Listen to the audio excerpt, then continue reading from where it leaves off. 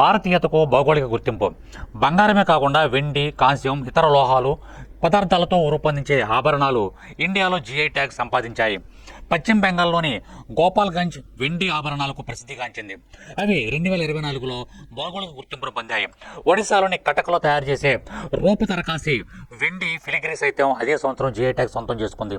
ఇక హైదరాబాద్ నగరం వందల సంవత్సరాలుగా లక్క గాజులకు ప్రసిద్ధి పొందింది. వాటికి 2024లో భౌగోళిక గుర్తింపు లభించింది.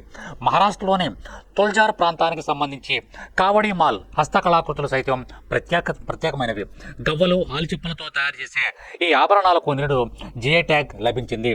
ఈశాన్య రాష్ట్రమైనటువంటి అస్సాం ఇటీవల జాతీయ అంతర్జాతీయ దృష్టిని ఆకర్షించింది.